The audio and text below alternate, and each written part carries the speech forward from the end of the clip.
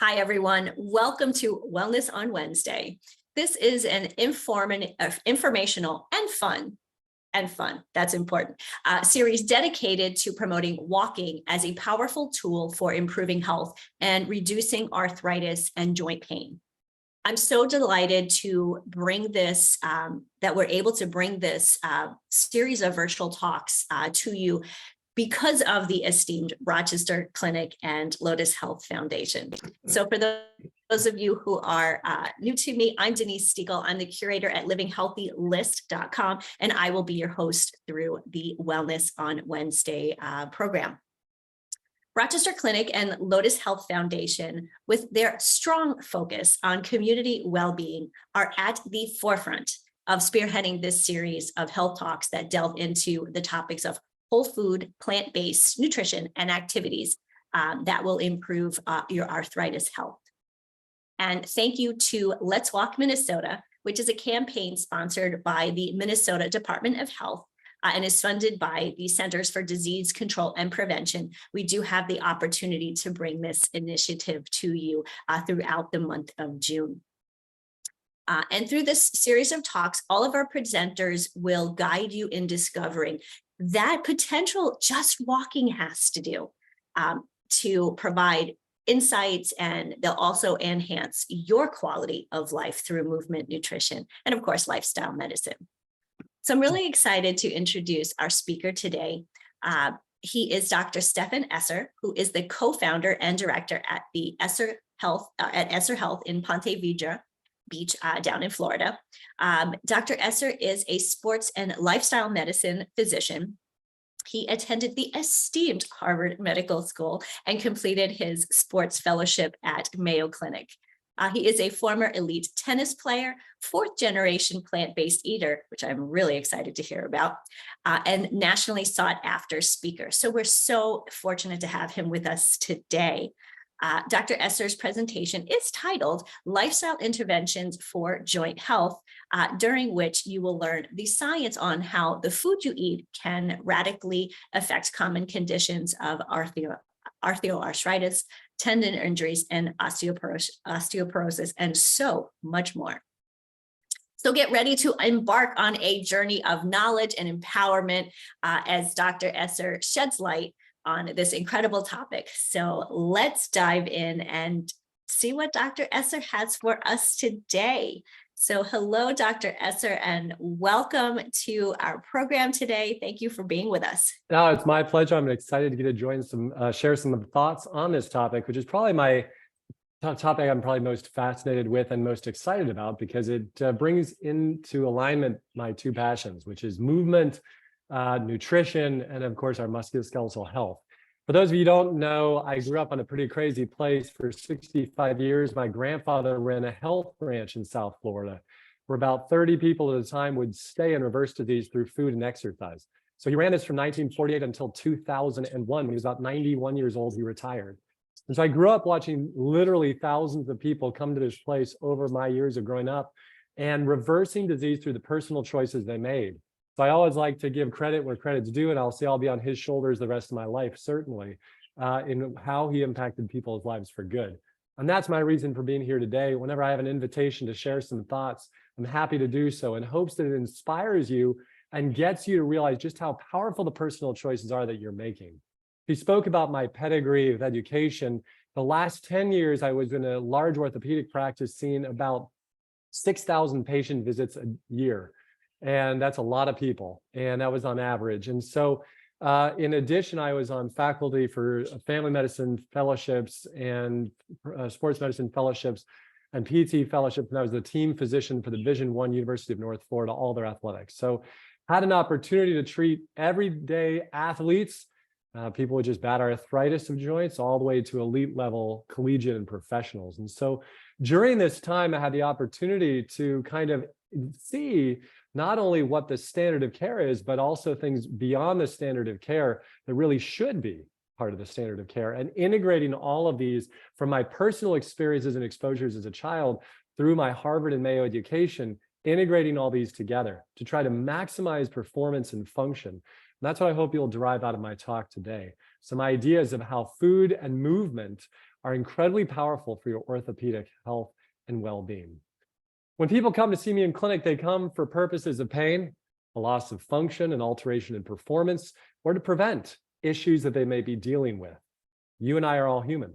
We all experience some of these issues, pain, a loss of function, alteration of performance.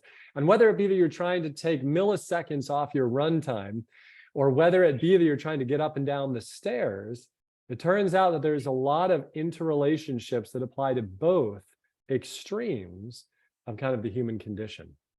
Now let's start with pain. Pain can come in three major flavors, either anatomic issues, biomechanical issues, or physiologic issues. These are the three foundational things that can induce, cause, or be related to pain. So there might be that fracture, there may be that significant advanced osteoarthritis, right? There may be that tumor or the large disc herniation. These are anatomic issues that in fact may need an anatomic fix. So the person who has the bone that's fractured sticking through the skin, they need that hardware. They need those stainless steel screws in order to put things back together. But for the majority of us, the majority of the time, it turns out that biomechanics and physiology play massive parts in the health of our cartilage, our ligaments, our bones, our tendons, and these other structures. So biomechanics, when we talk about that, you know, two gears can look great, but if the gears aren't lined up right, they're not going to work. They're going to chafe, they're going to create heat and squeaks and mess your car up. And so the alignment of the structures of our body heavily influences their wear and their function.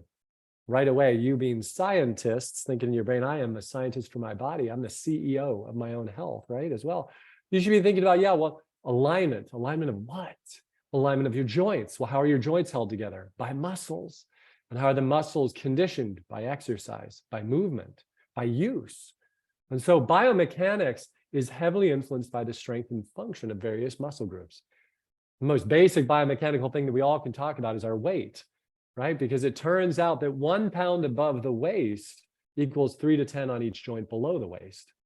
So when you're squatting, when you're climbing up and down stairs, when you're running, that's 6 to 10 times your body weight through every time you hit the ground. Amazing to think about. Because that means if you just take 10 pounds off upstream, it's like 100 pounds off of downstream, right? And what is the greatest predictive risk factor of wearing your knees out? Turns out it's your weight. It's the #1 predictive risk factor in America today. In fact, if you're obese, you increase your risk of a knee or hip replacement by 500% over the next 30 years of your life. It's pretty radical. But it's same in our upper extremities. Think about if I gave you a 5-pound weight and asked you to walk around with it in your arm all day long. You would fatigue, even though it's just a small weight, very quickly. Well, if you're carrying a lot of extra weight on your arms, right, as some of us do, well, that's fatiguing your rotator cuff. That's fatiguing your traps, your scalenes, all the neck muscles through here are going to fatigue earlier. It's drawing you forward into more of what we call a lordotic position, right? And this kyphotic rounding of the mid-back. All of that overloads all these structures and leads to abnormal mechanics. This is the same downstream in the low back, for example. We know that, for example, pregnant women have the highest rates of low back pain. Why is that? Because the belly is pulling them forward, causing a curvature in the low back, which leads to facet-based pain or arthritis in the low back. So the stronger that core is, the less abdominal fat the person carries, the stronger the butt is, the more it corrects that alignment, we get less early arthritis. Is the same in the knees, as we'll learn about. But it turns out that our weight is not just biomechanical. The other problem is that it releases molecules called adipokines. Adipose meaning fat, and cytokine, an inflammatory molecule. Combine them together, it means adipokines, or that's the term. And these little molecules are produced by your fat. They circulate through your bloodstream and they damage your cartilage everywhere. That is why studies show that if your BMI is elevated, you have a higher rate of hand arthritis. Not because you walk on your hands, because the adipokines are being pumped out all day, every day. So you need to research this if you're not familiar with this topic, adipokine. It turns out that adipokine concentration in your bloodstream correlates with your risk of heart disease, diabetes, stroke, and the list goes on, along with osteoarthritis. And yes, as you see here, right, if you're 18 in the highest BMI category, you have a 5-fold increased risk of joint replacement in your lifetime. And this is why I look at the article at the very bottom, published all the way back in 2008, saying there needs to be immediate action for greater clinical and public health interventions to focus on weight loss and self-management. And yet we as a culture are doing horrifically with this. Do you know that by 2030, the New England Journal of Medicine published an article a year and a half ago, said that by 2030, 50% of every state will be obese, and that the #1 BMI category in women, Blacks, and Hispanics will be severe obesity. That is unbelievable to think about. Not just obese, severe obesity will be the #1 BMI category in women. What is going on, right? And how are we addressing this? The reality is you and I have great power in this, right? And that's crucial to think about, because the food that we put into our mouth, it turns out, can be radically predictive of our weight. And while we've all seen junk food vegans who are eating, black bean brownies loaded with tons of sugar, the reality is that the more plants you eat on average, the lower your BMI is. That's simple. And why would that be? Well, that'd be because of this calorie density model. You see, vegetables are 100 calories per pound, fruits 300, rice 500, beans 600, meat 1,000 on average. Then we get processed carbohydrates like bread and pasta, then junk food, then nuts and oil. So if your goals are a healthy weight, if your goals are to lose weight, for example, you need to consume more food in the green. It's that simple. So I tell patients, for example, I'm not asking you to join a cult. What I'm asking you to do is to trade out 3 scoops of Haagen-Dazs with a few berries and instead do a pint of berries and 1 scoop of Haagen-Dazs, right? At least start there. Every snack should be berries and pineapple and apples and pears rather than chips, and puffs and all kinds of random carbohydrates that are processed. But the more that you eat in the green, the lower on average your BMI will be. Again, you can see here, 500 calories in your stomach of fruits and vegetables versus potatoes, rice, and beans, et cetera. And what you notice is that the beauty of the model is you can eat unlimited quantities and yet still lose weight and be at a healthy weight. You see, there's a mistake in America right now. People say, you eat too much. So again, no, actually, that's not the issue.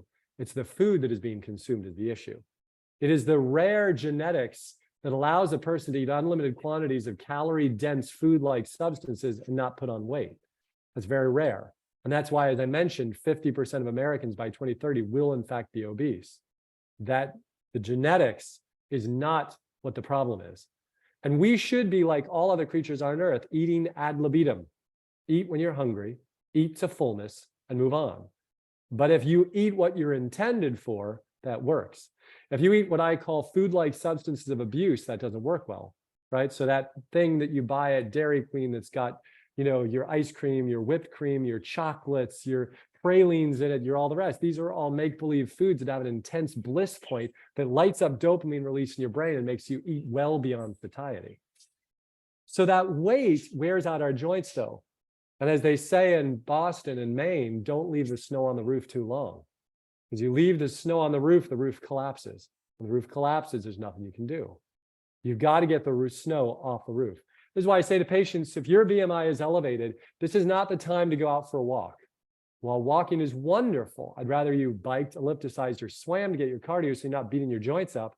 And number 2, you've got to focus on the nutrition. All the big studies show the same thing. 80% of weight loss is nutrition. It is not exercise. The 2 pillars of health go beautifully together, movement and nutrition. But it is the nutrition that is the primary driver of weight loss. They've done multiple studies randomizing people to either just strictly exercise, strictly nutrition, or nutrition and exercise. The nutrition exercise people do the best, but only by a small percentage as compared to the straight nutrition people. So make sure that what you're doing, if you are carrying extra weight, you're not getting out there just beating your joints up, hoping to lose the weight, because by the time you do, your joints will be now so beat up that it'll be too late. Right? Doesn't make sense. Biomechanically, the second area after weight would be muscle balance. So the way that the muscles are balanced across a joint heavily influences the risk of osteoarthritis. So for example, studies show that the stronger your quads are, the lower the rate of chronic knee pain, degeneration, and osteoarthritic change. So if you're not daily doing your wall slides, your wall sits, your air squats, your gentle pushes on the machines, you're missing out on a huge opportunity. If you look down at your quad and there's not a nice muscle there, you're missing out on an opportunity to protect your knee from progressive degeneration. That's what the studies tell us. Not only the quad, but also your lateral hip. When's the last time you laid on your side and did sideline leg lifts? Gentlemen, that's not just for the ladies. Ladies, that's not just for the exercisers. That's for all of us. So this morning I got up, I laid on my side, I did my 35 sideline leg lifts along with a core program, did it on both sides. I'm going to do it again this evening. Why? Because I have a goal. My goal as I enter deeper into my 40s and then my 50s and my 60s is to be active, to be able to do what I want to do with my body. But that requires the body to be conditioned, to be cared for, right? And so we need to make sure, right? You cannot, go, well, I did my best. And yet you're not even doing your quad sets. You're not even doing your sideline leg lifts and your clamshells. Walking is outstanding. It's a wonderful way to get activity, to see the world, to get some cardiovascular benefit. It does very little to build muscle bulk in your legs. Very little. You could get away with just trimming along, walking, and you'll still have little stick legs, not good, strong quads. So you need to make sure you are building some of that quad strength so that when you are walking, your knee is solid. It's doing this, the femur and the tibia, just have a nice articulation, clean, boom, boom, boom, boom. But if you've got weak quads and imbalanced leg muscles and weak lateral hips, there's going to be an uneven wear, more like this, and there's going to be a lot of rattling around and what we call micromotion. And that micromotion fatigues and wears down the cartilage and you get more arthritis. So how is all the walking helping you? It's not. You need to make sure you've got strong muscles and then go for those walks, right? And get that heart rate up and get the breathing going, etc. And also get that benefit from your brain. You probably know this, but the Mayo Proceedings says that exercise is the leading preventive for Alzheimer's disease. You also may be familiar that in the case of mild and moderate depression, exercise is as effective as Prozac. So getting your exercise every day is as effective in head-to-head comparative studies as taking a drug. And that's beautiful. So if you struggle with a little bit of mood up and down, or you're getting some of that seasonal affective disorder during the cold times of year, you need to get that exercise every single day, even if it's not outside. But there is a relationship like this in every major region of the body. You've got the neck, the shoulder, the low back, the hips, et cetera. All of them have the same correlation. If you have, for example, let's look at the neck. If I'm just pec dominant, I'm always doing stuff out here, I'm always rounded on a computer, my neck's going to start floating forward. Every inch that my ears are ahead of my shoulders doubles the weight of the head on the neck. I want this ear to be equal to my shoulders. That's where I should be sitting. I need, for example, when I'm on a computer, my screen should be up equal to my ears. So it pulls me up into here, rather than my screen being down here, which immediately is going to pull me forward. But the more that I'm forward, the more I fatigue my facet joints, I increase arthritic change and spinal degeneration. This is all the same interrelationship. The good simplicity is that for most of us as humans, the issue is we get tight fronts, that could be our hip flexors and our pelvis or our pecs upstream, and we get weak posterior muscles. So we all need to be doing more low rows, kickbacks, pull downs for our upper body, and more glute pushbacks and things like that to strengthen. So improving the flexibility of our pecs in the front and of our hip flexors in the front, right? Strengthening the buttocks muscles, the lateral hips, etc. Stretching out those pecs, all of these, huge value, right? This is a great example. This is a low back. This big muscle you see here is called the iliopsoas. It extends from the mid-low back all the way down into your femur and the thigh bone. When you sit for long periods of time, this muscle shortens. So now that it's short, when you try to stand up, it throws you into lordosis. Does this look like a familiar posture to you? Yeah, for most humans, it is. And many people go, oh, my belly, I don't know where this is from. I don't even eat that much. Or the women will say, well, I had 3 kids. This happens. But the reality is, it's much of it poor posture. If you round the thoracic spine, that leaves this more elastic, right? This is less tight. As a result, it just kind of balloons forward. And if you're in lordosis here, right, with this arched back, same thing. This is all about how tight these hip flexors are. If the hip flexor is tight, it's going to draw you into thoracic kyphosis and a lumbar lordosis, which then leads to the belly like this and overloads the facet joints here. So you get arthritis in the low back and you get, depression on the front because you're like, where did that belly come from? But what's the answer? Well, first you got to stretch out this hip flexor, all your quad stretches and runners stretches for your hip flexor, and then strengthen the buttocks muscles to help normalize this. So we don't overload the facet joints in the low back. Strength is a real issue as we age. There's something called sarcopenia, age-related muscle loss. And right, if you look here, you can see young, healthy muscle, very dense, a lot of muscle in it. more older sarcopenic muscle, a lot more sort of interwoven soft tissue and less actual muscle. This happens to the majority of us as we age. It's a great example. This thigh on an MRI is the same girth as this thigh. Yeah, look at the difference in the muscle. So here we've lost the muscle mass, we've gained fat mass. Many people I see in clinics say to me, "Oh, Dr. Esser, I'm very fit, I'm very active." I go, "No, you're not doing enough." I grab my ultrasound, I put it on their leg, and I show them how their leg is now 1/3 fat, right? Instead of just a thin overlying level of a little superficial fat and then all muscle. So don't kid yourself. It's worth actually getting it. They can do DEXA type scans for how much lean muscle mass. You can go and also have different pods where you go into water and they test your lean muscle mass. You can all have fat calipers that they do. You can do an ultrasound of your leg. There are a lot of fun ways to actually look and see how's my lean muscle mass doing. For me, I'm a young, slim guy overall, like out playing tennis, being active, etc. And I realized, wow, I don't have the lean muscle mass I used to, right? Because I'm not building it on a regular basis. So what I do, pulled out the weights and we're starting back. Got to rebuild some lean muscle mass. And you can, at any age, it turns out, rebuild it. And you should, because here you go. This is National Conference on Aging. No single feature of age-related decline could be more dramatically affected all the valuable things than lean muscle mass, lean body mass. This is a huge predictor. So you might say, well, I'm healthy. I don't have high blood pressure. My cholesterol's not up. I don't have type 2 diabetes. Well, great, go you. But how's your lean body mass, right? As it predicts your function, performance, and ability. Every single day, you should be doing something to stimulate the muscles and to thereby help build more lean muscle mass. And here's the truth. The only proven approach to slowing sarcopenia, or age-related muscle loss, is exercise. And I love this quote, Joseph Pilates: "Physical fitness can neither be achieved by wishful thinking nor outright purchase," right? How true indeed. So we must all commit every day. My grandfather has a great flyer. I still have it on my website on Esser Health under our history page. And it says, men and women in your 50s and 60s, don't go on the shelf. And how true that is. I still have my, many people, they hit 50, you're like, well, that's for younger people. I did that. I used to be so fit. I see so many people in clinic that drive me crazy where they say, oh, I used to be so fit. I used to be this. I used to be that. I'm like, why are we talking about 20 years ago when we should be talking about now, the best version of you today, not living out, oh man, in high school, I was the top track and field. Okay, well, what are you doing now? Why are you sitting on the couch watching the third, edition of Netflix, Yellowstone? I don't really care. Like, you should be doing your exercise. If you're gonna watch videos and movies, exercise at the same time. That's what you should be doing. There's no excuse except for excuses. There are lots of those, right?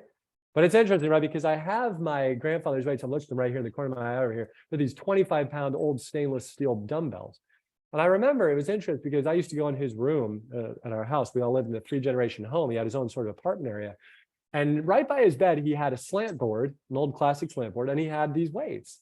And every single morning he'd get up, he'd say his prayers, and he'd work out. Every single morning, even into his 90s. And he always had these nice muscles, right? All through his 80s, et cetera. Could lift all the boxes, do whatever, we'd all work together all the time. And I never thought much of it until now I started to become more an older individual, right? In my 40s, et cetera, now myself. And I'm like, I get it. That's why he did it. He was channel factoring his life. If you're not familiar with that term of channel factoring, it's to make easy or simple or straightforward things that you prioritize. So in other words, for example, if you want to prioritize your nutrition, you should only have healthy food in your home, because otherwise you're not being serious about it, right? So it's kind of in my home, I joke that the least healthy food I have in my home are cashews. Well, it's true. So if I want to eat something unhealthy, like a bunch of chips and fries or whatever, I have to get in my car, drive somewhere, pay extra money and pick it up. I'm too lazy to do that. I'm not going to do that.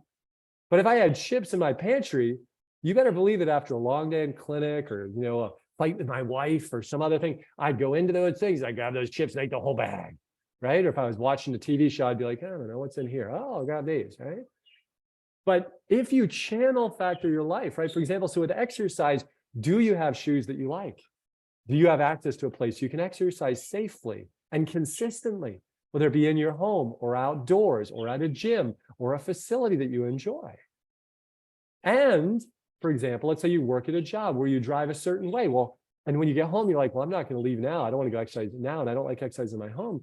Well, are you willing to change the way you drive? So you have to drive by the gym or by the Pilates studio or whatever it might be, or the tennis courts, etc. And if you're going to do that, do you always pack your clothes and shoes the night before so they're in your car? See, all these things are channel factor in your life. So right here to the left, right, I'll turn this actually on this door, you can see I have bands hanging on that door. So if I walk through that door, if it goes to my laundry area, etc., I'm always like, oh, they're the bands. Quick, just do a couple rows before I go in there, right? Kind of thing. And I've got bands similar to that actually in an eye hook in my bedroom. So which is over on the other side of the house, which if I wake up in the morning, I've got a TRX. This is funny. I've got a TRX hanging from the ceiling in my bedroom, which if you know, there's those big band things, you can just kind of hang them. I've got open beam ceilings in my house, so it's easy to put an eye hook and a beam. And so, but literally, like if I'm talking to my wife or, you know, before bed or something, I just grab on the TRX and do some hanging rows, 30 quick rows.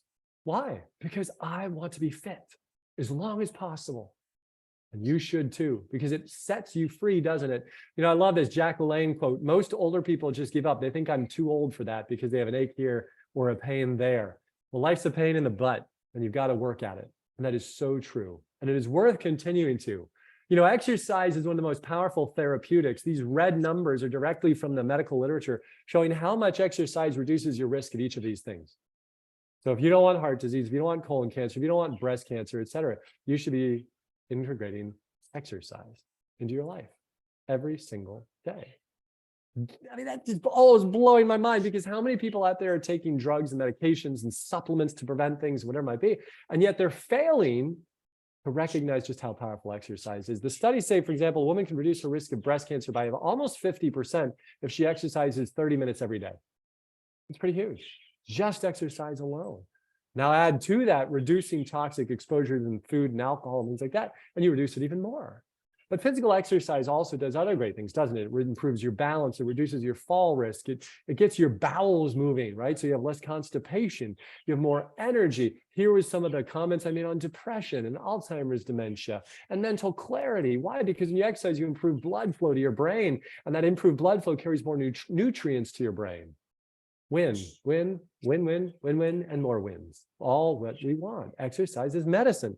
You've got to think about it in that fashion every day, and you've got to say, I want to take this, I need to take it, I will take it. And it should look like this. These are the federal recommendations. 150 minutes per week of cardiovascular. That can be in as small doses as 10 minutes a day. Don't be overwhelmed, right? You can take 10 minutes here, 10 minutes there, get a little bit of activity. And that benefit of cardiovascular exercise is highest when you can talk but not sing. That means it's moderate intensity. You can talk but not hold a note, right? So you're kind of right in the, yep, I'm breathing a little bit here. This is good.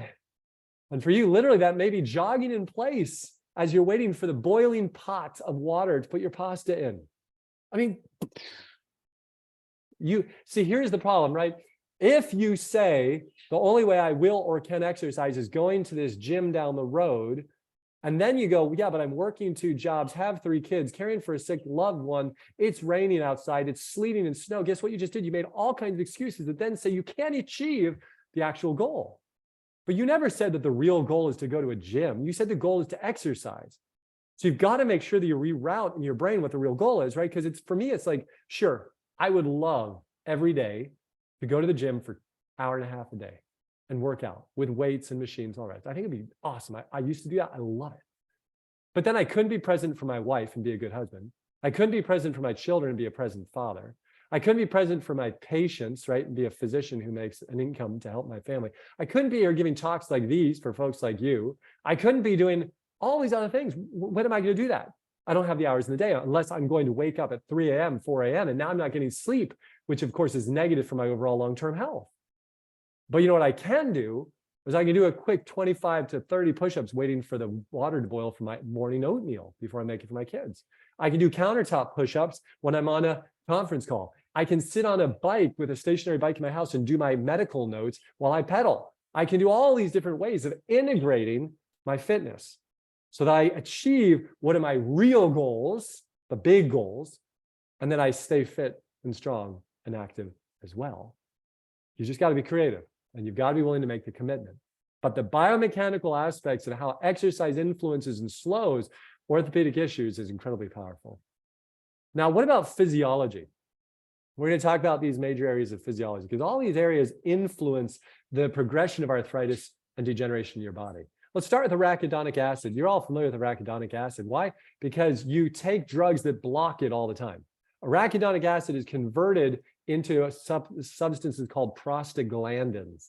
Prostaglandins are little molecules that inflame your tissues. Great example, a woman's period, her uterus hurts so much because prostaglandin F2 alpha pisses off the uterus. And it's arachidonic acid is the parent molecule that converts down to prostaglandins. But guess who blocks that conversion? You can see it right there. NSAIDs, anti-inflammatories, ibuprofen, Motrin, Aleve, naproxen, Duexis, all those. They inhibit the conversion of arachidonic acid into prostaglandins. But here's what's interesting. Guess where arachidonic acid comes from? Look at this right here. This is a food survey study. The leading sources of arachidonic acid are meat products. So when you remove the majority of the meat from your diet, you now have less arachidonic acid in the lake. And as a result, there's less in the lake to then go downstream. Very interesting. And this is why the majority of people who do my 4 or 6 week detoxes, which are all 100% plant-based, the majority of them have reported about 70% improvement in their joint pain just from the food, which is really cool because they decrease the consumption and exposure of arachidonic acid. In addition, individuals who consume more plants reduce the production of inflammatory molecules in their bloodstream. So it's a win-win. You're not getting exposed to the arachidonic acid as much, and you're also decreasing, right? You're also increasing, forgive me, the production of these anti-inflammatory molecules. In the nutritional world also, it's worthwhile to remember that spices are king and queen. And so when it comes to your osteoarthritic issues, you want to maximize your exposure to these. You can see these nice studies in which people randomize to either anti-inflammatories we commonly use, like ibuprofen, valbicoxib, et cetera, or they were given supplements in higher doses. So I put patients frequently on Boswellia at 1,000 milligrams per day and turmeric at 1,500 milligrams per day. And for the majority of people, it helps significantly. But look at this study, knee arthritis, 1,500 milligrams of turmeric versus 1,200 of ibuprofen, right? That's quite a bit of ibuprofen. That's 6 small tablets a day. And yet the outcomes were equal benefit. Just took a little longer for the turmeric to take effect, but it lasted even longer than the ibuprofen effect. Now, the beauty here, right, is that when you take the turmeric, you also reduce your risk of various cancers, cognitive decline, generalized inflammation, et cetera. When you take the ibuprofen, you increase your risk of what? Stroke, heart attack, stomach ulceration, and kidney failure. So again, you want to make sure you're using the least risky substances to maximize your benefit. So add some of these in. In addition, I love to add these to my daily diet. So I buy, for example, little, clamshells full of turmeric, right, of the root itself from the store. They have it at Sprouts, Whole Foods, Native Sun, Publix here in Florida, et cetera. So I buy these. And then you take a nice piece about the size of half the length of your thumb. You throw it in your morning smoothie with blueberries, pineapple, right, spinach. So the spinach is giving you nitrates, which are converted into nitric oxide that dilates your blood vessels. The pineapple is loaded with bromelain, which is a potent anti-inflammatory. It helps with joint pain. The turmeric has the terpenoids that reduce inflammation. The blueberries have anthocyanopigments, which are a form of flavanol. And these flavanols are precursor molecules to, again, more nitric oxide that dilates your blood vessels. It's like so cool. I mean, food is truly medicine right along with the exercise. And so you want to continue to see what you can do to reduce inflammation at the cellular level. Antioxidant-rich foods are key for your long-term joint health. Think about it. You cut the apple, it turns brown. Why does it do that? It turns brown because it's oxidizing. Oxidation is a source or a form of inflammation. So what you want to be doing more and more is eat foods that are bright, fresh, and go bad quickly. You don't want the stuff that sits on your counter and lasts for 3 weeks. That stuff has all kinds of enzymatic inhibitors, so it's hard for your body to even break it down. You see, there are 2 aspects to nutrition. We talk all the time about macromolecules, fats, carbohydrates, and proteins. But how many of us talk about micronutrients, which are where the actual game, sort of changers are? Because you get fat from lots of sources. You can get carbohydrates, lots of sources, and proteins from lots of sources. But the micronutrients, in large part, are derived from plant-based sources. So all of these things like quercetin and cinnamaldehyde and ferulic acid, things that actually induce stem cell regeneration. These are all derived from things like fennel, that's what ferulic acid, cinnamaldehyde from cinnamon, right? Quercetin from red onions, so on and so forth. So we want to be eating these foods in their least processed form. Another way in which inflammation can be altered and heavily influence the joint health are in autoimmune conditions, right? We know that autoimmune conditions where your body attacks itself, the body begins to break down your joints. And it turns out that there is this sort of very rich intertwining of how healthy your gut is, right? The molecules getting into your bloodstream, now inducing tissue mimicry and then damaged cartilage, et cetera. But long story short is studies show that the more fruits and vegetables you consume, the healthier your gut is, the less likely to have leaky gut, and the less likely to induce autoimmune conditions. So again, to protect your joints from autoimmune inflammation, you want more of the plant-based matter. What about blood flow? Blood flow is truly king, isn't it? I mean, without good blood flow to tissues, things die off. That's heart attacks, strokes, kidney failure, right? Peripheral vascular disease, amputations of the feet. This is all about blood flow. And the more that we consume the standard American diet, the more that we block blood flow to our tissues. So for example, individuals who block blood flow begin to have elevated blood pressure. Studies show that blood pressure correlates directly with risk of osteoarthritis of your joints. Fascinating. The studies came out in the last 3 years, multiple, showing this interrelationship. That if your blood pressure is elevated, it increases pressure in your bones. And when the pressure is increased in your bones, less blood gets to the surface of the bone where the cartilage is. And as a result, the cartilage dies off early because it's in a relative low oxygen state. But studies done at Johns Hopkins showed that it's not decades of eating, but it's actually every meal that makes a big difference. They took healthy volunteers and fed them a single high-fat, high-cholesterol meal, and they had decreased blood flow through their primary arteries by up to 50% for 4 hours after each meal. That's crazy. That means you have the bacon and the eggs for breakfast, you got the cheeseburger at lunch, and you've got the beef stroganoff for dinner. You're just inhibited all day long, right? Your blood vessels have impaired blood flow all day long. But on the flip side, studies show, done at Johns Hopkins again, that you give people spinach, blueberries, dark chocolate, beet juice, etc., you actually ameliorate the negative effects of the high-fat meal. In other words, what I'm saying to you is if you're going to go to a barbecue, don't say, well, I won't eat for 3 days after. No, no, no. You say, I'm going to immediately eat a massive salad as well to offset the negative effects of the high-fat, high-cholesterol food that is inhibiting blood flow. That's what the studies show. You see, again, I'm a Harvard Mayo guy. We should be following the science. This is what the data says. It's not my personal opinion. And so the studies out of Johns Hopkins, repetitive studies, show this again and again. Give people these micronutrient-dense foods, their blood vessels dilate. Give them high-fat cholesterol like the fries and the chips, et cetera. You make the blood vessels get smaller. Great example of this is this picture. I spin down biologics all day. I do PRP, stem cell injections, et cetera. This is plasma, the water content of people's blood. You can see the one on this side right here that's clear, you can see right through, is from a plant-based person who came to see me. This is from someone who had like a fish sandwich right before they came. This is lipemia. This is all the fat in their bloodstream from the meal they just ate. Well, if that's running through the bloodstream all day, it's like well water in your house. It clogs up over time the arteries. And as a result, the pipes get crusty and disgusting. And that's why every 37 seconds in America, someone dies of a heart attack. There's no magic here. It is the chronic exposure to this deleterious nutrition that causes this impaired blood flow. And we see how this influences degeneration of our spines as well. Studies show that if you do an X-ray of a person's back and you look at this big aorta, this huge blood vessel running along the spine, if you look at their X-rays and you see the white right here, see the white right here? This white is aortic calcifications. It is hardening of the arteries. It is heart disease of the aorta. Studies show that if you see that on X-ray, individuals who have that have higher rates of chronic back pain and spinal degeneration. Well, I can tell you this is as common as clouds in the sky. When I X-ray people's backs, which 6,000 patient visits a year, I was X-raying people's backs left and right nonstop in an orthopedic practice. I would tell you probably about 60% of people over the age of 35 have these aortic calcifications. Why? It's just heart disease. And Americans have heart disease. It's the #1 cause of death because of our diets. And as a result, they have higher rates of spinal degeneration and chronic pain. In addition, studies show that if you get your lipid panel checked and you have elevated cholesterol and LDL, you have higher rates of rotator cuff tear, you have higher rates of re-injury after surgery, and you're more likely to fail surgery and have slowed impaired healing. Why? Blood flow, same thing. The tendons require these teeny tiny little vessels about the size of a hair to feed them with nutrients. Well, golly, if the big vessels are impaired, just, the tiny ones are just gone, completely dried up. So we're not getting adequate blood flow.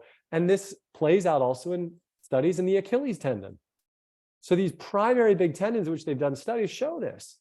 And I am curious one day to see the literature, there's none published yet, but that also individuals with chronic tendinopathies like tennis elbow or golfer's elbow or knee, jumper's knee, these individuals likely also have elevated levels of lipids that don't allow the tendons to heal adequately and stay in a chronic inflamed state. Makes total sense because we see it in the big tendons, likely in the smaller as well. But the good news is you can alter your perfusion or blood flow by eating stuff that looks like this. There are all these great studies, right? Simple studies looking, for example, at, drink 6 ounces of pomegranate juice a day and it dilates your blood vessels over several weeks. All of a sudden you have improved blood flow to your heart just by doing that. Are you kidding me? Right? So you should be looking at your meals every day. And if you say, wow, I didn't get enough in today, well, then go to the blender, throw a bunch of, spinach or kale or mixed greens, bunch of berries, some nice berries, blend them up and suck them down, right? I will tell you, spinach is the least, sort of flavorful. So it's the easiest to blend into your smoothie, but blend that up and drink it down. You can easily get several huge handfuls of spinach, half a banana, a big cup or 2 of frozen berries, a little bit of water in there, and you drink that in 2 to 3 minutes. And yet it would have taken you 30 minutes to eat it all. It's a great way to get it in if you're unwilling to get it in any other way. But the better the perfusion, right, the better healing, the lower the risk of infection, so on and so forth. And again, here's some fun studies for those of you who like science like I do, showing that even kayakers, sprinters, cyclists, etc., you give them some beet juice or pomegranate juice, they can go farther, longer, harder, get less muscle soreness the day after, so on and so forth. I mean, this is cool stuff.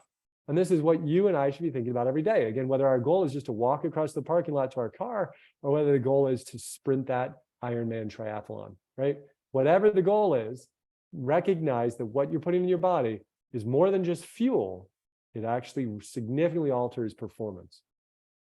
Oh, here was a slide on adipokines that I thought you might enjoy. That's right. And so again, there's that belly fat produces all these things with weird names like leptin, resistin, interleukin 6, et cetera. And then this goes to all kinds of different areas in the body, causing havoc, right? And causing harm. And this is what we want to shut down. So if you look at yourself in the mirror tonight and you notice that you've got a 3-month pregnancy going on and you're not really pregnant, this is something you need to address, right? This is not something to put on the back burner. And the really only good way to get rid of this visceral fat is aggressive nutritional modifications. That's the heart of this, right? Exercising your way out of a bad diet is almost impossible. It is so, so hard to do. And, what we see here, this is from one of the scientific journal articles, just shows us how these different pro-inflammatory cytokines, right? These pro-inflammatory mediators, they circulate into the bloodstream, then they go into the joint, and then here they damage, right? They turn on all of these enzymes in your knees, things like metallometal proteases, they're called, that cause degeneration, enzymatic degradation of your cartilage layer. And so you're sleeping, this is happening. You're awake, this is happening. You're exercising, this is happening.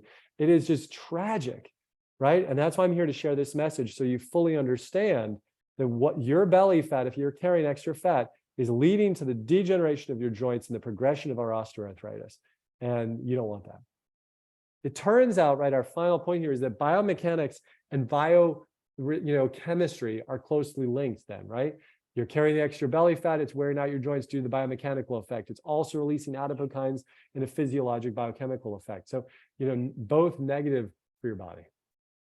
So in order for you to win here, we want you to really get in and say, okay, my goals are to reduce pain. If so, here's some ideas, right? If my goals are to improve perfusion, right? Get more blood flow, get more nutrients carried to the target tissues, which takes us back to this slide. Pain, loss, function, alteration, performance, and prevention. Here are my principles for you to lead with. Number 1, evaluate your own personal need as well as your readiness for change. Yeah. Your own personal need. Yeah. Do you have pain? Loss of function, age over 50? Do you have high blood pressure? What's going on? Why should you consider integrating exercise and better nutrition into your orthopedic portfolio. But you need to know why you're doing something, right? I know I'm doing things. Sure, I got some issues of chronic pain here and there. I don't want to lose my function. I'm getting close to that 50 mark. I've had injuries over the years, so do my therapies and exercises helps keep me out of pain, right? Weight's not an issue. I don't have blood pressure, blood sugar issues, so on and so forth, right? But you need to know for yourself, what are your goals? You should write them down. You should put them by your bedside or in your journal. You actually look at them. So the times when you're not motivated, you go, no, but I do care about this. I'm going to do it. And evaluate where you are in your stages of change. Prochaska, right? So well known for his stages of change in lifestyle modification, right? Are you in that place where you're just, haven't even thought about it? You're pre-contemplation. I don't know about exercise. I don't think I want to add it. Are you in the contemplation? You're like, I know I need to do it, right? Or are you in the preparation phase? I'm already looking up gyms. I bought some shoes recently. They're coming from in the mail, right? So whatever it might be, right? But check where you are in each of these aspects of your life, in your nutrition, your sleep, and your exercise, and your emotions, and see where you need the most work. Because you may be hitting it out of the ballpark when it comes to your exercise, but maybe your nutrition is lousy, especially on Thursday, Friday, and Saturday nights when you're watching whatever. Yeah. So kind of look where you can have the most effect. Identify the openings in your own life, right? As I like to say to people, stop being a leaf. Don't be blown every which way by emotions and feelings and this, that, and the other. Instead, be a CEO. You are in charge of your own health company. Be in charge of it and act accordingly, right? If the building is getting older, well, what do you need to do to maintain that building? Structurally sound, et cetera. Number two, determine clinically the extent of change needed for the result. Yeah. You and I might never be like we were when we were 15. That's okay. That doesn't mean that we can't be amazing at 58, right? Or at 69 or 78, right? You want to be the best version of you now. I had a woman I saw yesterday in clinic. She's 76 years old. And she and I had a conversation before recently about nutrition and therapeutic exercise. So she was now doing the exercise for her shoulder where she has a rotator cuff tear. And she was also aggressively doing nutrition. She's lost 20 some pounds of belly fat at 76. And her shoulder no longer hurts her because she's doing a rotator cuff program. She said, this is great. Now I've started hiking with my husband a little bit. We're having more fun. That's what it's all about. But make sure that you evaluate, like, what do you really need to do to try to achieve what is a reasonable goal? So if your examples say, well, I'm going to start doing weights and I really want to build up some lean muscle mass, and then you're only doing weights once every 2 weeks, that's not going to cut it. You need to be in there 3 to 5 days per week, pressing something hard and heavy. Number three, develop a plan of care.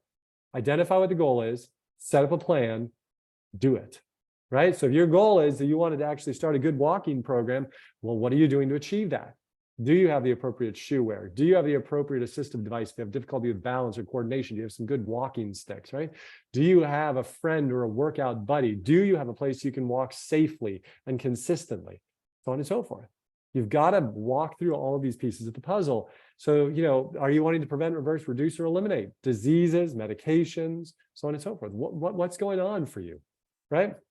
A great example. Here's a person I've seen, 72-year-old male, low back pain, saw he had aortic calcifications. I told him he was going to die and he needed to change his behavior, right? And he was also told me he was tired of his meds. So I said, let's do some PT and I want you to do my 4-week detox that I sell online that I gave him in clinic.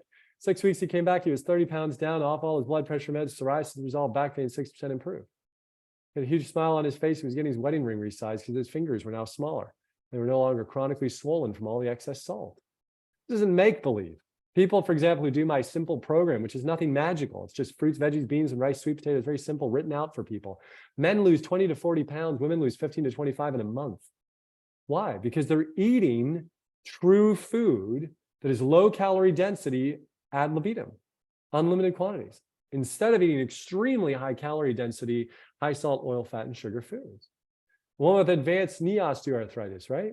Went home, did 6 weeks of a healthy program, gentle pool swimming, etc.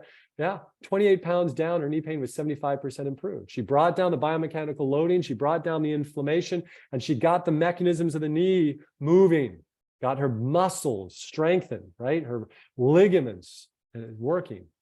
Number four, right, for you is to track your outcomes, right? What are you going to track? Write down your pain in your knees right now, the average 0 to 10, what are on average? Recheck it in 2 weeks from now, see if it's any better. Is it performance? You can walk further longer. Is it your labs? You wanting to reduce your blood sugars? Is it your weight? What is it? Make sure that there's specific goals, not just, I don't know, I want to be healthier. That's like a company CEO takes the job and says, I want our company to do better. It's like, what the heck does that mean? That's not helpful. We actually need actual hard endpoints. We want our earnings to be up by 35% by the end of the year. I want our cash flow to be blank. I want this, that. I want our workforce to be this size and this productive. And I want our expenditures here to be that. That's what you and I should be thinking. So you need to know your true health. A lot of people in America, they think their health needs that's healthy. It's like, no, that's not. 10 medications on the water street is not healthy. So you've got to be honest with yourself about where your health really is, and also honest about what it is that you can do and be specific in order to achieve that. So I'm going to jump through some of these because we're near the end here. Then once you've evaluated your success, is to modify accordingly. So don't get sloppy, right? Every month or two, I look at myself in the mirror, I look at my numbers and my stats, and I go, how am I doing? Am I really achieving the goal of being the healthiest version of me? And I'll go, oh no, actually you started slipping into some less than ideal habits. You're going to bed past 10. You're still getting up early. You're not as, calm as you were. You're not doing any sort of meditative work. You're not spending time in spirituality. Okay, I got to get back on the train, right? Because I might be checking the boxes on the exercise and nutrition, but what am I doing for the other areas? If you've got chronic joint pain, number one, get an accurate diagnosis. That's crucial, right? And then identify the goals, your readiness for change, your abilities and limitations, and track your outcomes. Some of the things I encourage people to consider if they've got chronic joint pain, right, is an aggressive anti-inflammatory nutrition with gentle movement activities built in based upon their level of dysfunction, arthritis, and injury, and then building up from there. The truth is there are multiple levels of intersection between food, exercise, and your musculoskeletal health. I want to encourage you to continue to build strong pillars, strong foundations for your joint health long-term. For you, the tenets of a healthy life look very simple and they're very straightforward. In fact, sometimes they're so simple, people go, they can't be that powerful. But the truth is we've known since the time of Hippocrates that these are powerful. But integrating them into our lives can beset with challenges and problems. But you're powerful and you can work through those challenges, especially if you take on the CEO mindset and mentality. So add more color and micronutrient-rich foods every day. Add spices into your foods and possibly as supplements. Be sure to get some form of good, solid exercise every single day. Make sure that BMI is in a healthy range, right? And remember, you may be the most powerful influence of your joints today, tomorrow, and for years to come. With that, I'll close, and I think I've got about 5-6 minutes before I have to run, but I'm happy to take some questions if there are any questions out there. Yes, there are. Thank you so much. This was wonderful. I was taking notes. You said so many things that I thought I have to remember that, or I need to incorporate that into what I do with my clients and my husband. So we did have, let's see, Lindsay had a question. Lindsay, do you want to ask the question or do you want me to do it for you? I can do that. Please do. I've had 2 episodes of kidney stones in the past, and they've warned me off of things like turmeric, all the buckwheat family, like spinach, like beets, like so many of the things you mentioned that are supposed to be so wonderful, such wonderful foods. So how do I reach a balance there? Yeah, great question. And did you have kidney stones while you were on a strictly plant-based diet, or were you still on an omnivorous diet? Omnivorous. Yeah, so the rates... The episodes are 30 years apart. Gotcha. The rates of kidney stones in strict plant-based eaters is extraordinarily low. If you actually look at the literature, and it appears that the elevated oxalic acid that you're making mention of, like in spinach, things like that, often is negatively affected when you're also consuming a high protein animal-based diet. And so the combination of the two in some genetically predisposed individuals can be risky. But the first place to start for you, if you're concerned about kidney stones, would be to start with low oxalic, greens, which there are many of them out there, and make sure you maximize the consumption there to begin with, and then build up from there. But I think that if you're adopting more of a micronutrient plant-based diet, your risk radically drops anyway for kidney stones. even with a history with some oxalic stones in the past. Wonderful. Anyone else right now have a question? Please, Sure. please I feel got a free. question. Great. Hi, So- Steve. Yeah, hi. So I'm 69 and I switched over to a whole food plant-based diet about 5 years ago and lost 50 pounds or so. So now I'm kind of skinny compared to what I used to be. And because I'm 69, do I have to worry about an inability to grow muscle? So your ability to build muscle is going to be decreased, but related to the amount of testosterone and growth hormone that you have in your body. And so the key, especially if you're doing a whole food plant-based program, is number one, to make sure your calorie needs are being met, right? Because as we suggested, right, you've got to make sure that. So the first place I'd start is to calculate your basic metabolic rate. So just go online and put in BMR calculator, put in your height, weight, and age, and it'll tell you what the average calories you require per day are. Then do something like Chronometer or myfitnesspal.com, put in everything you eat for like a week and just see on average, how many total calories are you getting, right? And then what concentrations of proteins, fats, carbohydrates, et cetera. And then you may decide that you want to play around a little bit, right? The first thing to say is if you're wanting to build lean muscle mass is number one, are you lifting weights? Because they don't magically build themselves, right? The muscles. And it's funny because a lot of people who, for example, look at their body, they go, oh, well, I used to have bigger muscles. Problem was half of that muscle was just fat because it was just integrated into the muscle because they were consuming so many unnecessary calories. It wasn't that it was this incredibly rich muscle unless they're in the gym all the time. And really pushing the muscle. So, you know, number one is if you're wanting to build lean muscle mass, make sure you are doing something with those muscles at a high level of intensity regularly. Right. So 5-pound weights ain't going to cut it. You start with the 5-pound weights, then you go to the 7.5, the 10, the 15, the 12, you know, so on and so forth, building up until you're getting back to the 25 and 30-pound weights, right? Because you don't jump right in the gym and go, well, I'm going to do 35 overhead, and then you tear your rotator cuff. That's foolish. Right. You start with light weights, build up your form and technique, and then go bigger. But so if you're doing really good fitness programming, really good strength building, and you're not building the muscle, then you look at, okay, how is my total calorie intake and my protein amount that I'm consuming? And then you may decide to tinker, for example, with your protein, say, okay, I'm only getting 1 gram per kilogram or whatever. I'm going to jump up now to 1.5 grams per kilogram, whatever it might be, to try to maximize that lean muscle mass building. The good news is there are these great studies out of the Buck Institute, which is an NIH anti-aging research institute in California, that shows that whether you're in your 70s and 80s, you can still build lean muscle mass. You've just got to be willing to push the muscles hard, right? So for example, it was fascinating. The other day I did a Murph. A Murph is a workout from CrossFit, and it was on Memorial Day, and I just got suckered into doing it. And I have never done that. And it was like, you know, 100 push-ups or 100 pull-ups, 200 push-ups, and 300 air squats. And I was like, I did modified, I did ring rows, and I did kneeling push-ups and all this. But boy, I was incredibly sore for like 2 or 3 days after in my quads, my pecs, et cetera. And I was like, I haven't felt this for years. You know what that told me? I hadn't been pushing myself hard enough for years, right? Because if you're not working out hard and then your muscles aren't sore for a day or two after, that means you're not pushing them hard enough. It means you're just keeping them right where they're comfortable. And as a result, you're not going to build lean muscle mass.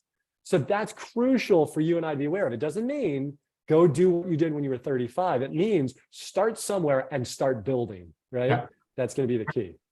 So start maximize the exercise itself, then look at the nutrient intake, et cetera. Make sure you're checking all the boxes. Thank you. Great question. Cool. 1 or 2 more before I go. Anybody else? Anyone? I actually had a question when we were talking about cardiovascular and we're talking about weightlifting, but also that flexibility and balance piece. Can you talk a little bit more about that? Because people go, oh, okay, yeah. What does that even mean? Well, how do I do that? Yeah. So loss of balance is a real issue as we age over time, and we also lose coordination and reaction time. So one of the leading risks for falls that then lead to traumatic, fractures of the hip is imbalance and, a loss of reaction time. So when we were kids, we used to climb trees, jump on things, jump on the couch, wrestle our siblings, all these things that built balance, coordination, and reaction time. But as we got in our 20s and 30s, it became socially inappropriate to wrestle people to the ground randomly, or to jump out, onto cars or climb onto random stuff. People like, what's wrong with you? You need to take your medicine, right? And so the reality, though, is we need to build that into our lives in a socially appropriate way. So that can be ballroom dancing, that can be line dancing in your own home with YouTube videos, that can be standing on one leg with a beach ball, throwing it against the wall for 1 minute, or through your favorite 2-minute song that you love, whatever it might be. I put on my tie on one leg, standing on one leg, and I put my shirt on while standing on the other leg, right? I brush my teeth on one leg. I build in these little moments of balance throughout the day where I can and when I can. But you can do this in so many different ways. It may pull you out of your comfort zone. That's okay. If you want to do actual like leisure time stuff, that would be Tai Chi, that would be Pilates, that would be yoga, things of that nature, standing on one leg, tree balance stuff, all this. But the reality is there are lots of other ways we can integrate it throughout our days. And then, of course, things, like I said, that are a little out of our comfort zone for most of us, the line dancing, the country dancing, the this, that, and the other. This is powerful stuff to work on that reaction time. Also, just even taking a ball with a loved one, tossing it. You can be 10 feet away from each other, back and forth, and then toss it a little out of their reach. They have to kind of reach to grab it, this sort of thing. But working on having to rebalance ourselves, change direction quickly, these are crucial for protecting our joints and our bodies long term. Right. And as you mentioned, really simple things to do. So I thank you very much for that. Let's see, we're at that time. So I'm going to thank you, Dr. Esser, for this really interesting and exciting presentation. You're a lot of fun to listen to, and I love all of the notes that I've taken. I'm sure I'll have some questions for you later on. It was my pleasure. I've got to run, but keep staying healthy, everybody. Bye. Very good. Thank you. So before everyone else goes, I'm just going to quickly say that we do hope that you found this information today interesting and that you'll be able to incorporate some of the information that Dr. Esser gave us to really incorporate it into your daily life. We're here again, of course, next week for Wellness on Wednesday, June 14th, and our Dr. Lai is going to be back with us. He's the chief manager at Rochester Clinic, and he's going to be talking about the whole person approach to managing ankle osteoarthritis. If you haven't seen us, or if you have friends that you want to share this program with, you can find the information on Eventbrite. You can find it on LinkedIn. Please share with your friends, and we will see you here next week. Same time, same channel. Thanks, everyone.